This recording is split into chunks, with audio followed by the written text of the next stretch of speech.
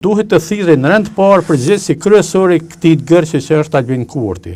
Dhe ti thuhej, o zotni, edhe nëse nuk kërkon falje, ti duhet të takohesh, sepse nuk ka zgjidhje të këtij problemi pa ul me bisedu me dikën. Prap, unë po them, presidentja edhe njerëzit që janë dashamirë të ndërtimit të institucioneve shtetërore, do duhet të uleshin dhe të debatonin. Do duhet të thirrë në rend parë përgjegjësi kryesor i këtij gërqe që është Albin Kurti. Dhe ti thuhej, o zotni, edhe nëse nuk kërkon falje, ti duhet të takohesh, sepse nuk ka zgjidhje të këtij problemi pa ul me bisedu me dikën. Ti po e shese dështuan 6 seanca dështuan edhe të njëjtat vota, nuk e ke as votën e minoriteteve jo serbe. Kjo është e qartë. Dhe këtu, pavarësisht se në opinion qarkullojnë edhe mendime se mund të krijohet një qeveri pa Albin Kurtin. Edhe kjo dëgjohet.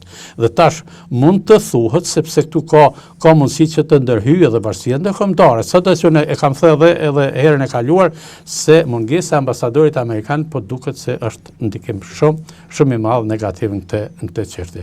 Sepse me mes amerikan ne gjithmonë kemi pas parasysh ato bashkëbisedimet dhe sugjerimet që të ndërtohen institucionet. Edhe në momentin kur X partia politike e ka akuzu për shembull në dekadën e fundit e ka akuzu për shembull LDK, PDK ose PDK, LDK ose të tjera, ata kanë rrit me u bashku dhe kanë bërë koalicione.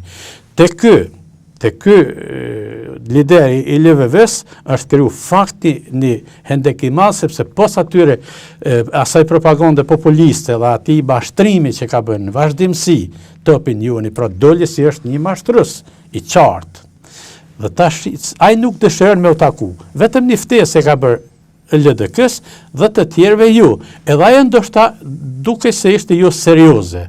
E kemi diskutuar. Tash atë duhet ta detyroj dikush që të ulet sepse pa një bashkëpunim nuk mund të zgjidhet në gërqe. Dhe unë shpresoj që ai në gërqe të zgjidhet spaku tash në muajin maj dhe të ndërtohen institucion, qofshin ato me këtë shumicë ose qofshin me ata që mund ta bëjnë shumicën. Posa që është unë jam i lumtur nëse do të zgjidhej një jo kryetari i kuvendit i opozitës, po spaku kryeministri.